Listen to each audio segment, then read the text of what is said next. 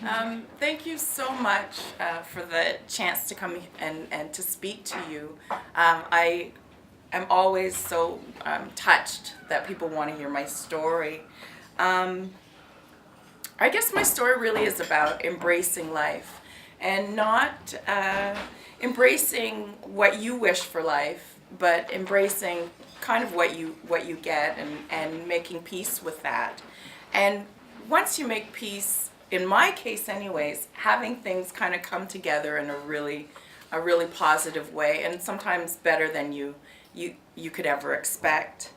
Um, I live with kidney failure, and I live with cardiac failure, so heart failure, and that's been quite a journey for me. It's been years and years and years of dealing with it, so you can only imagine. Um, I'm going to talk a lot about the word embrace during my talk, and I'm so used to using PowerPoint and having that as my little safety net. So I thought instead we could just have some little quick visualizations. I'm just going to talk about a type of embrace that mirrors how I was feeling at that particular moment in my life, and if you would just humor me and visualize that embrace. So I'll start off by telling you a little bit about my health history. I was diagnosed with kidney failure and heart failure when I was 18 years old, and I'm in my 40s now, so it's been quite a long journey.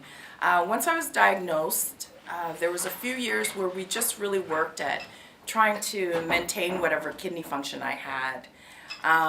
But in my early 20s, it got to the point where I had to start dialysis.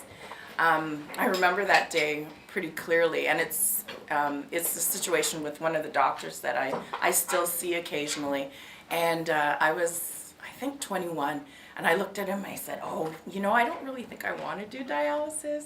I said, "I'm okay. I've had a long enough life, I'm good.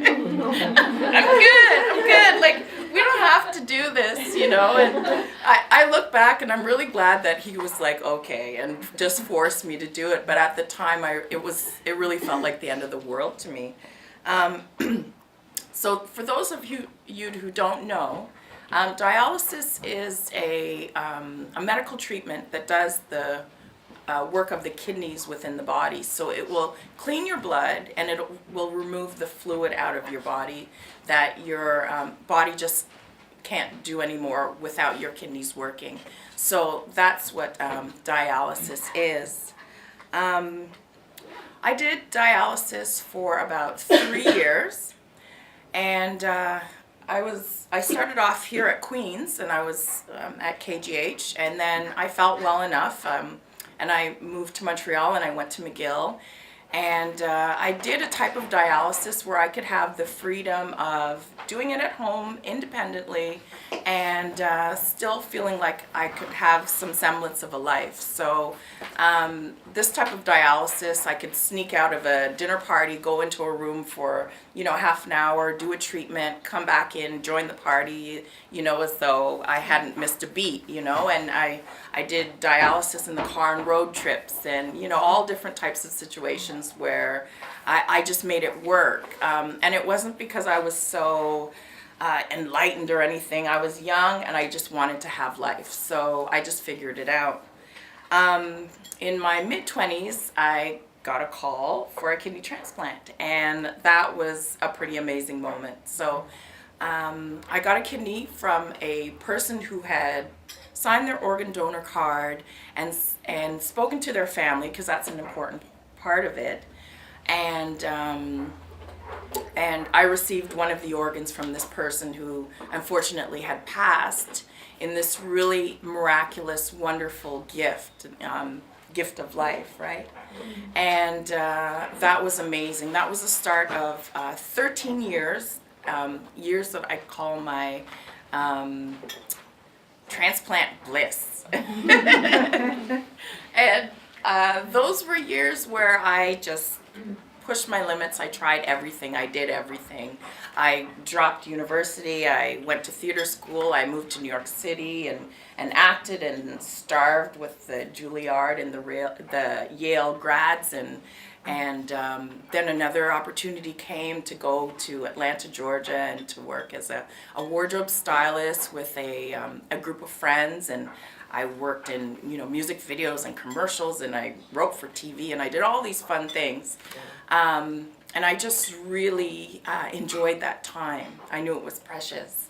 And at the end of the 13 years, I just began to feel unwell. And it was just kind of the realization that, okay, the party's over. Oh, God.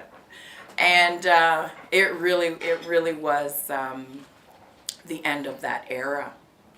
So if I'm going to go to a little snapshot right now of embracing life, I think the embrace that I'd like you to visualize for how I was at that moment in my life is maybe like how teenagers embrace. It's awkward, and it's embrace for embrace sake. It doesn't really mean much. At that point in my life, I was just living. I was having fun, and I'm proud of what I accomplished, but I didn't really know what I wanted out of life. I was just, exploring and having fun, and I didn't really have that much of necessarily like purpose or foundation, and that was okay. But I was living kind of out of place of scarcity, and I was really afraid for my time to run out, and it kind of did, but that was okay too, So then the next period in my health was it was a little bit of a tough time. It was the start of dialysis again. So one of the things people don't know is that transplanted kidneys, especially in my case, this was a cadaveric kidney, they last usually about 7-8 years.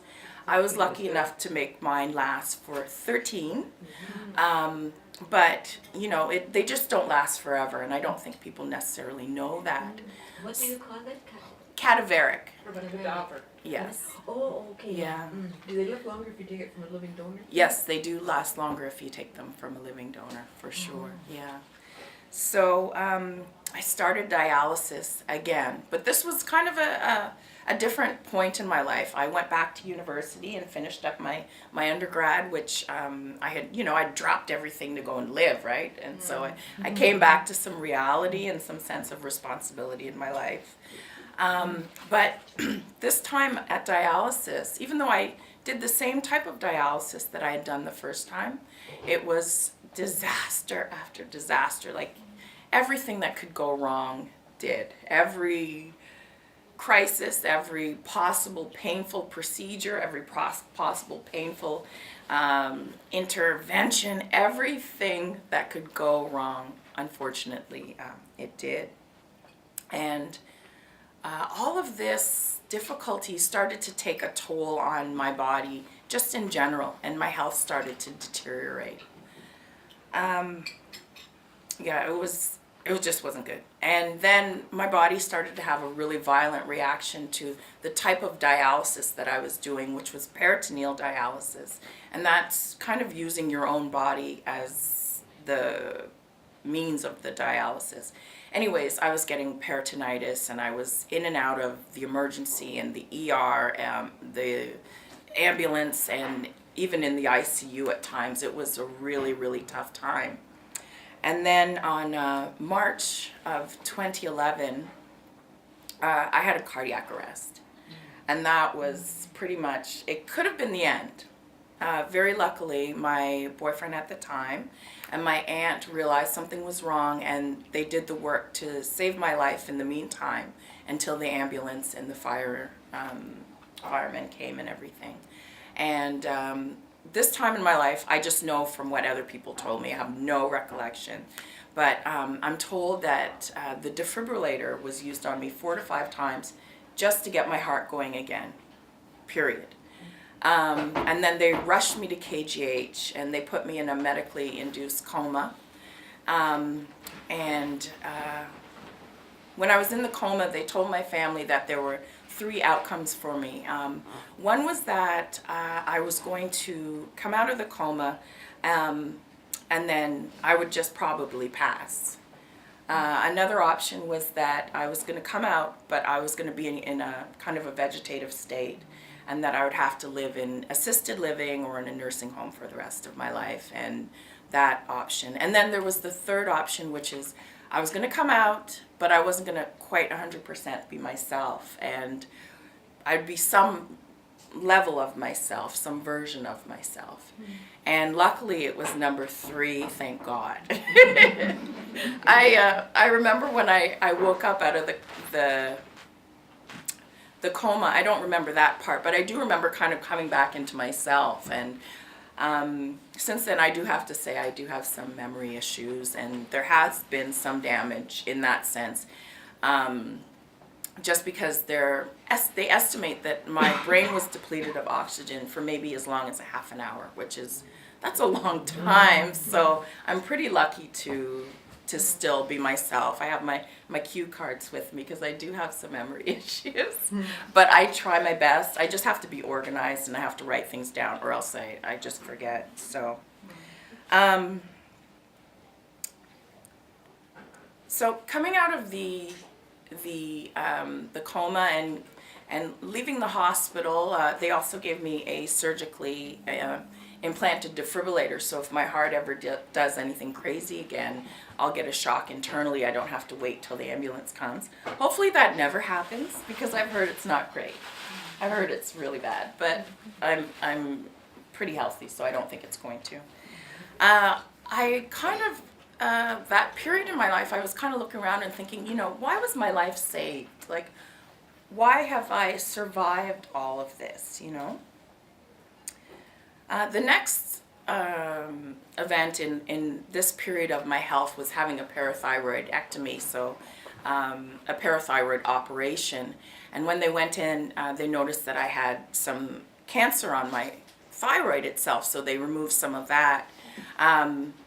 I remember when I was told, you had thyroid cancer. Luckily, I didn't have to have chemotherapy or any type of radiation or treatment or anything. But I remember thinking, oh, okay. I just really took it in stride, because after, having almost died, after having just all this barrage of difficulty, I just kind of had this, kind of skewed perspective. Like, oh, okay, well, the C word just didn't have that much of an impact on me at that point in my life, Next thing, my ability to do peritoneal dialysis completely failed. So I'd been struggling with it, but it was gone now. And that was very difficult for me, because I had made peace with doing dialysis using this modality. And so I had to literally mourn this type of treatment.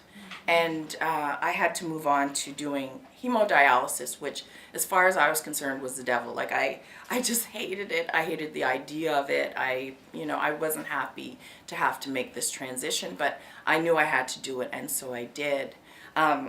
Usually I wear something where it's more obvious, but I have a catheter here, and that's how I connect to the machine to do hemodialysis.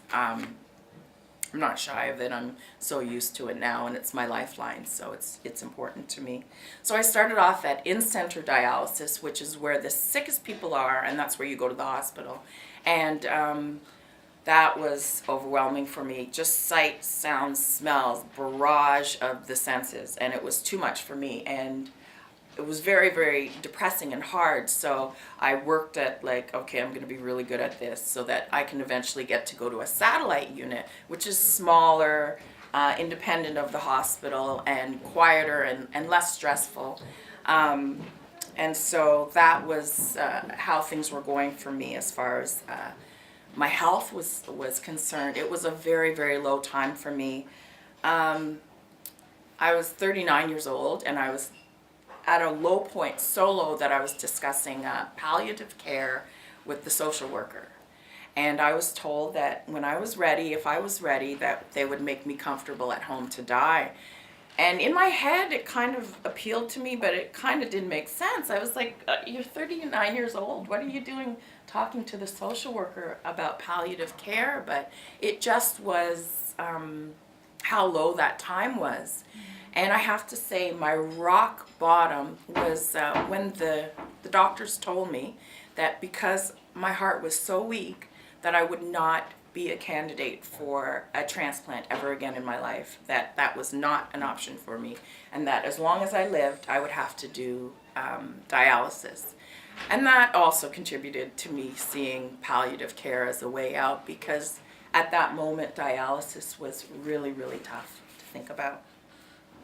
So, embracing life. How would I be embracing life at a moment like this? You know, I think if we want to visualize and embrace at that point, I didn't have the energy to even be a part of the embrace. You know, I was, limp arms and slumped over. I was really tired emotionally, physically, everything. I just wasn't in really great shape. At that point, having had the cardiac arrest, losing peritoneal dialysis, wasn't allowed to drive. I lost my driver's license because I had a cardiac arrest. I was too sick to have freedom. I had to, I spent a lot of time with my aunt and my family because I was just a wreck, And my heart wasn't even in the game. My heart was not even embracing life either, At that time, my heart function was at about 21%. I think normal, this particular measure of heart function is ejection fraction, and mine was at 21%. Normal is about in the mid-50s. And nothing was embracing life. But I believe in that moment, life was meant to stop me in my tracks. Life was meant to forced me to embrace it, or else I wasn't going to have life. So that first little switch, that little change, some very small little seeds of hope that were in my life, of wanting life again, came to me miraculously. And I think that's just how life is, right? We hit a rock bottom where we get to a place and something miraculously turns us around. And in my case, it was three things. One, the opportunity to share my experience as a patient experience advisor at KGH. So working with clinicians, working with executives to share the patient experience within the hospital to improve practice and to improve policy from the patient perspective. So that was the first thing that was contributing to me saying, oh, okay, there's a reason for me to want to embrace life. The second was I was very lucky to have the opportunity to meet with one of my favorite doctors, amazing man, and he sat down and said, what are you doing going to the hospital? You're a home dialysis person. You need to learn how to do home dialysis and be independent again, and I'd like you to consider aggressive dialysis. So most people do 12 hours of dialysis a week. I want you to consider doing 20. He said, you're going to feel better. Let's try this. And so I was game. I didn't have a care partner, which most people who do home dialysis have, but I thought, let's give this a shot. And then the last factor that came into my life at that time was fitness. And it was, in my case, getting a recommendation from a nurse at the hospital who suggested, try this cardiac rehab program at Hotel Dieu. I think it's going to be good for you. And that's basically a fitness program for people who have had cardiac events. And I wasn't really sure how that was going to work out, but I gave it a shot. So the next stage, the next little synopsis of where my health was, after this low point, is kind of a little bit better. It's something a little bit of light after some darkness. So the first part, being a patient experience advisor, it gave my life this purpose and this joy, and it gave what I had been through with my chronic illness, all these horrible things. It gave these things meaning, because I could go and sit in a meeting and I could contribute to practice and policy by saying, when I went through that, this is what helped me. This is not what, this didn't help me. And I could be constructive. And I could do things that were helping others. And especially as a dialysis patient who feels pretty well, I have the luxury of going to these meetings and helping. There's many people that are too sick, too tired, they can't do it.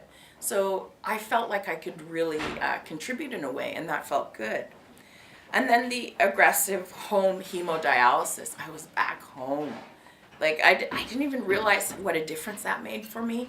I was back home. I didn't have to go to the hospital. And that made it an amazing, amazing change for me. And I felt well with the extra dialysis. And I had my independence and my control in the situation again. And as a person with a chronic illness, having control in the situation, it makes a big difference for you. And then the fitness, which is, I love this part of my journey. And that is that with being fit, I felt strong again. I felt like a normal person. I regained a level of confidence in general. At my sickest, I maybe weighed 115 pounds. Right now I weigh 140. I just feel solid and well and like a normal person. And then I learned something at cardiac rehab that I didn't realize, and that's that I could be sick and I could be fit at the same time. I didn't know that. I did not know that you could have a chronic illness and still be fit. And so that also prompted me to share that part of my message, because I felt, hey, this is really important. So miracles upon miracles. These 3 practices, and I do include the patient experience advising because it gave me a boost of happiness. These 3 practices changed my heart function in both physiology and in ejection fraction, from going from 21% to 58% in 4 months. It's beyond belief, the power that these things have in my life. And the biggest part of it, which I can almost get teary-eyed about, is I was so well that I was back on the transplant list. I was allowed to be a candidate for a transplant again, which was like, thank God. That was from a really low to a really, really special, amazing high pretty quickly. So you can just imagine how I would be embracing life in this moment, right?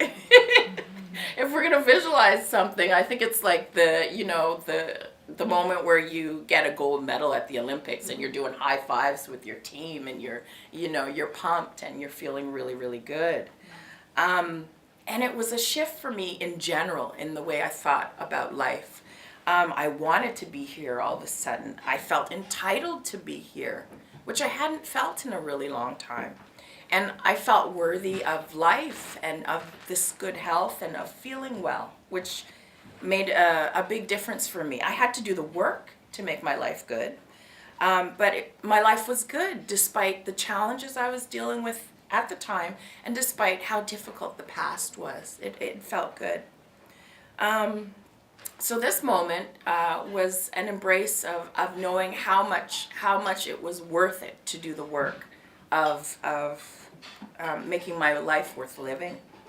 And also definitely included in this great feeling and in this happiness was the work as a patient experience advisor, was speaking at conferences, going to conferences, sitting on panels, sitting in meetings and contributing the patient perspective from what I had been through. So I think the next snapshot to look at is my health at this particular moment, and unfortunately the honeymoon's a little bit over. I hate to say it and I'm laughing, but it's just, it's the reality. It has been a long time that I'm doing home dialysis, and it's very difficult without a care partner. I have to be honest about my situation. The fitness, it's hard to keep up with. I would so much rather, leave work and go home and watch Ellen then go to the gym. And then there is the wait for my call for my transplant. And yes, I have my phone with me at all times. I am back on the transplant list. I have this call that's going to come where somebody's going to say, "Come to Toronto, we have a kidney for you." But it's tiny bit draining to be this connected to my technology. I'm forever on call. It's been, a long time. And so I'm happy. I am thankful. But it's a difficult regiment for me to follow right now. And in all honesty, there are moments where I have to admit that I am depleted.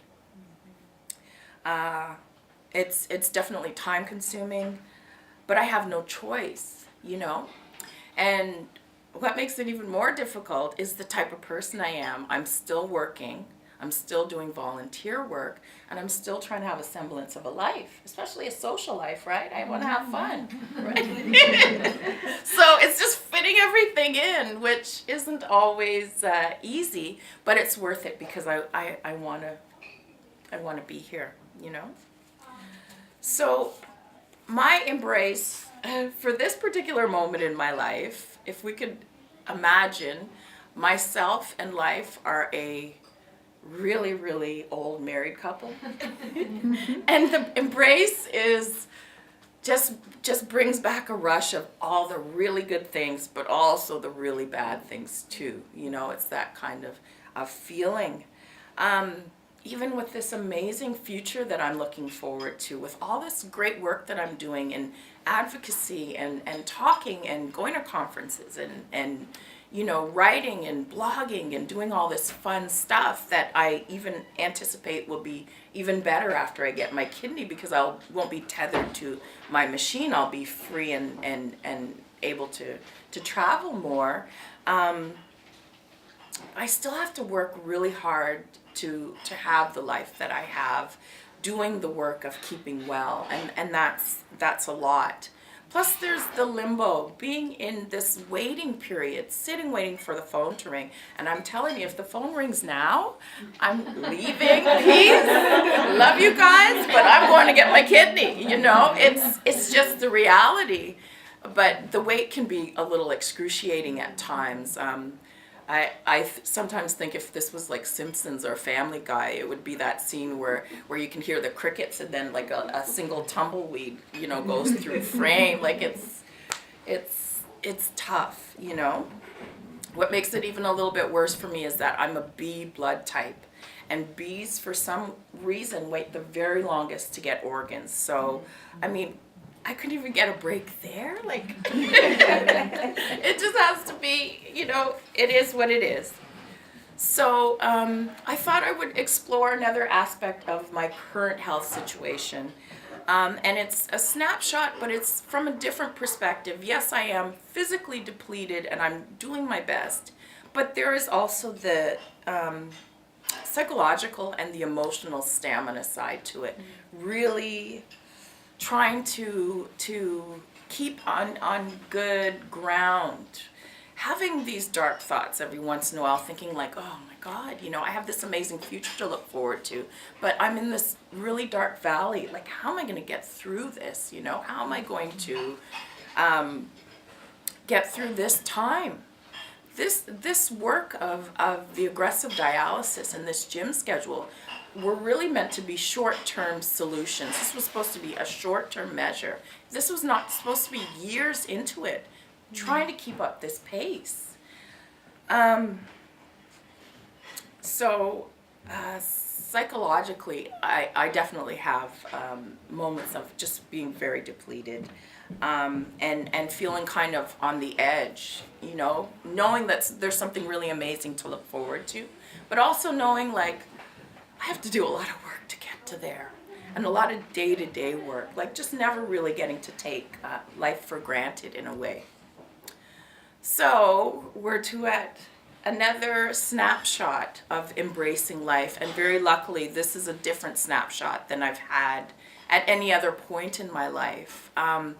If we're going to visualize an embrace for this embrace is me sitting under a tree somewhere, just zoned out, and having an embrace with a connection stronger than I could have with a person, because now I had to, at this point in my life, I had to dig a lot deeper, and it's a spiritual embrace that I'm leaning on right now. I had to find something that was going to give me a deeper anchor and a more solid foundation, because the way